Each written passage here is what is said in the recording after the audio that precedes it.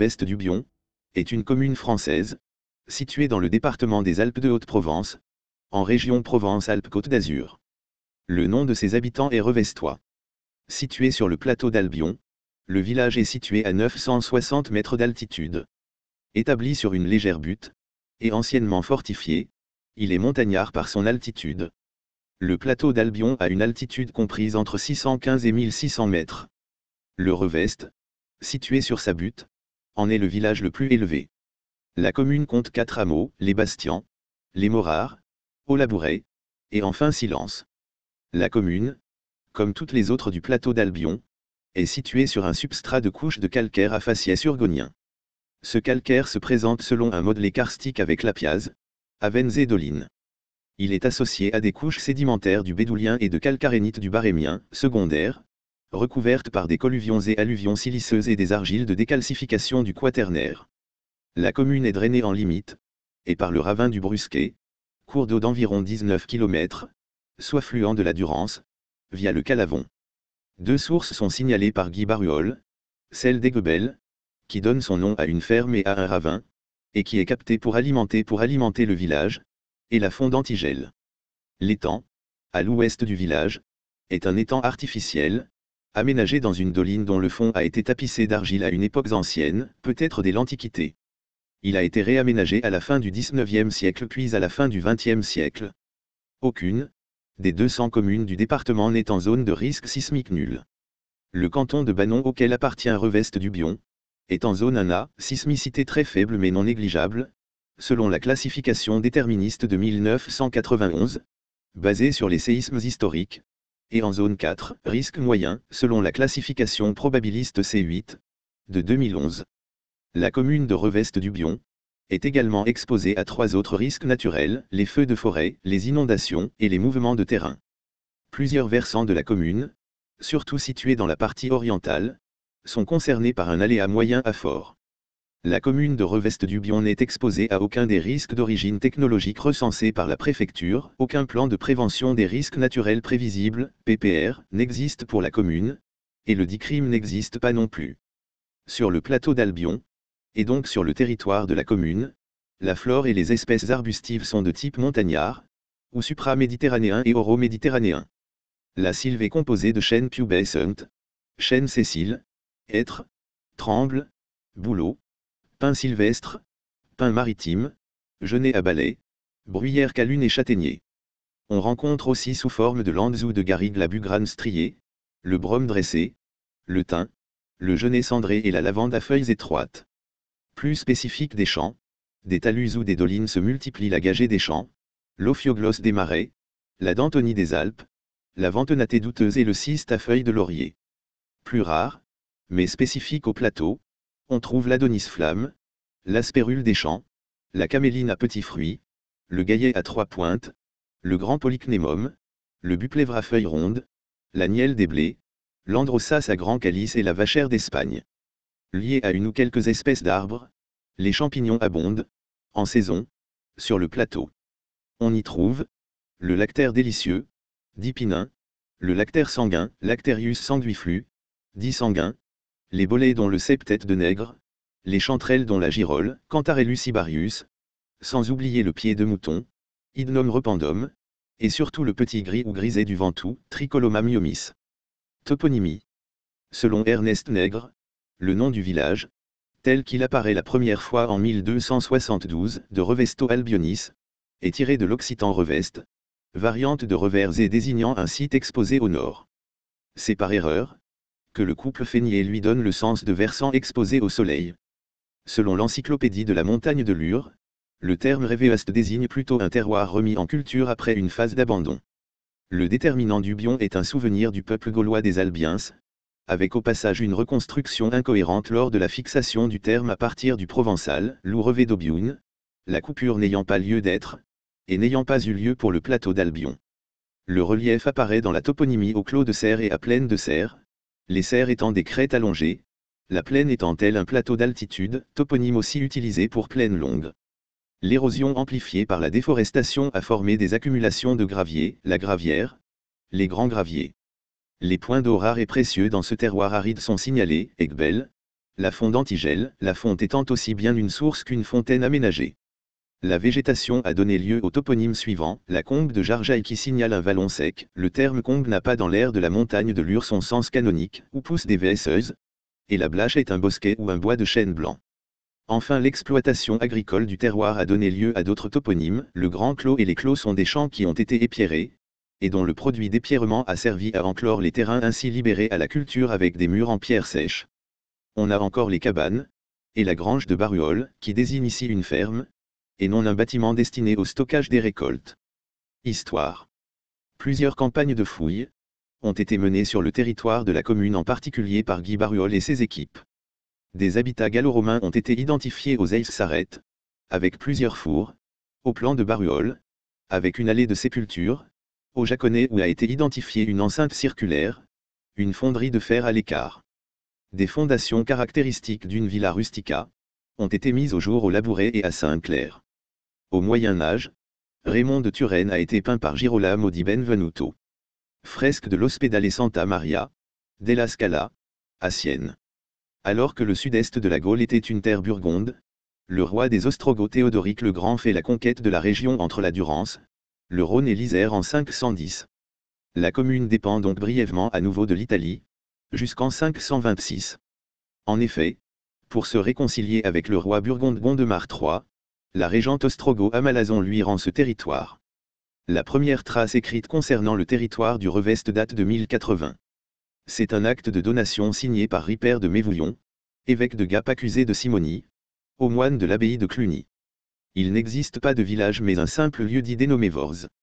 Ce fut là que les bénédictins construisirent leur prieuré, un hospice et un moulin. Par précaution, ils comblèrent 3 avennes. L'église de la première église paroissiale étant sous le vocable de Saint-Clair, l'emplacement du premier village est situé à proximité de l'actuelle ferme Saint-Clair. Le premier castrum fut édifié entre 1204 et 1242. Et en 1271, le castrum de Revesto Albionis comptait 200 feux. Le territoire de Revest-du-Bion appartenait au Dauphiné. Le village et son château furent détruits comme beaucoup d'autres en Provence par les troupes de Raymond de Turenne, en 1392. Venues de Banon, où elles avaient installé leur nid d'aigle, elles dévastèrent l'église paroissiale ainsi que la chapelle de Notre-Dame de la Forêt d'Albion connue aujourd'hui sous le nom de Notre-Dame de l'Ortiguière. Les survivants se réfugièrent à Sault, et le village resta non habité, pendant près d'un siècle. En 1474, sur ordre de Louis XI, un acte d'habitation fut passé avec 2 chefs de famille venus des baronnies.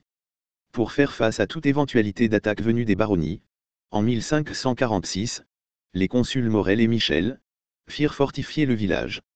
Ils passèrent un préfet avec le dénommé Dauphin, maître d'œuvre originaire de Cuqueron.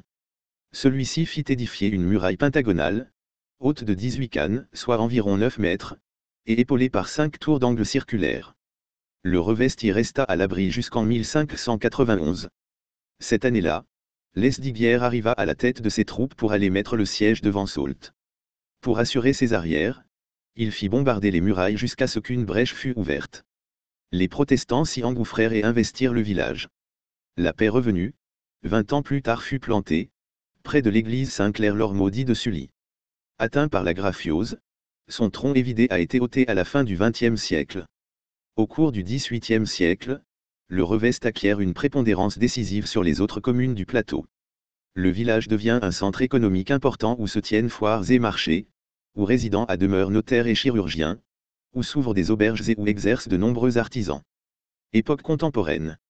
La Révolution française le détache du Dauphiné, duquel il était dépendant administrativement, et l'inclut dans le département des Basses-Alpes.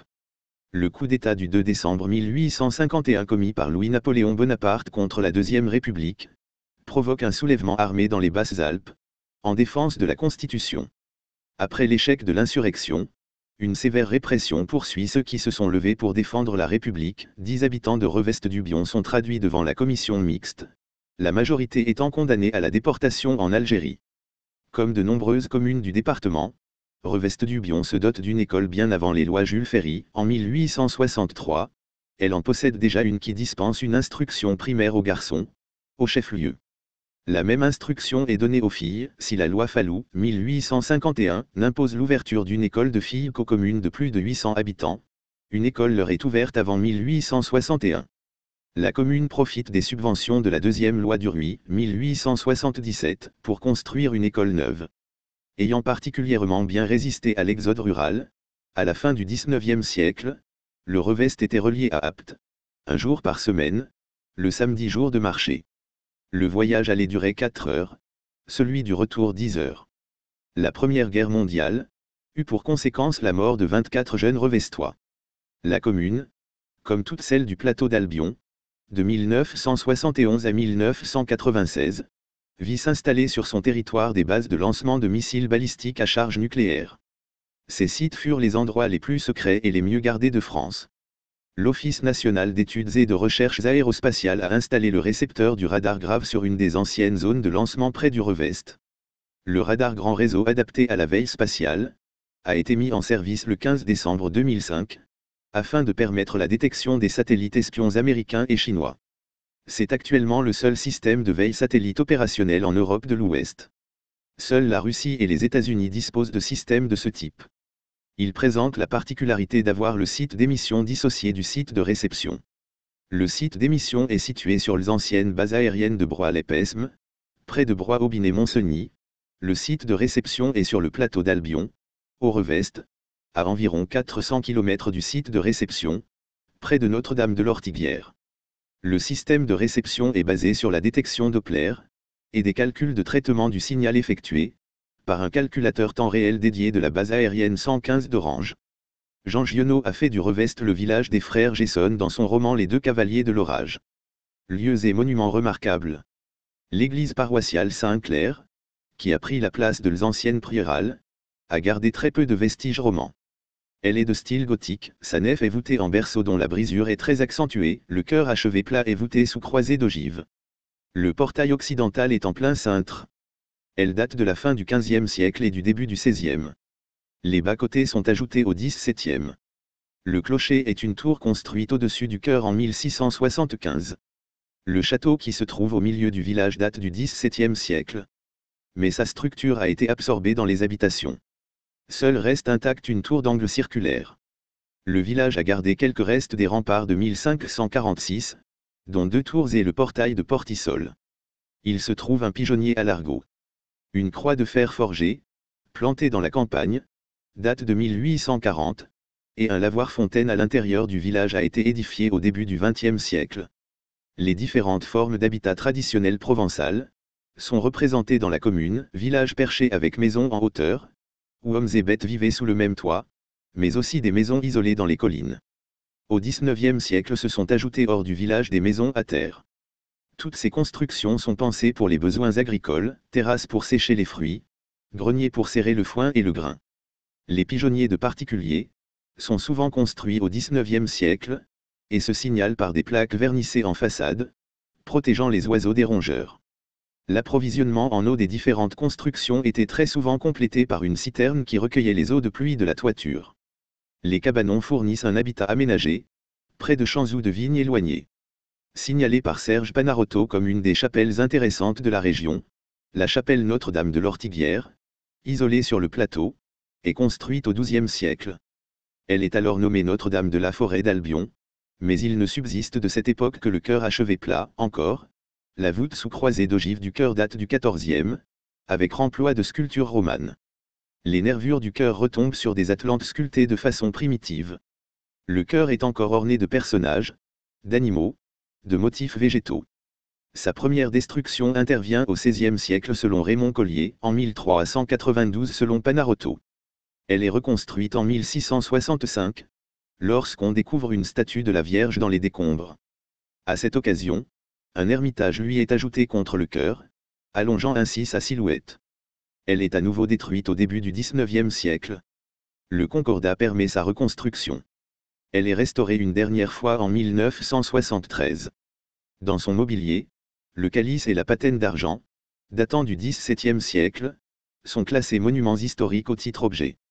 Au cours du XVIe siècle et du XVIIIe siècle, la chapelle était un sanctuaire à répit, elle servait à baptiser des enfants morts avant d'avoir reçu ce sacrement.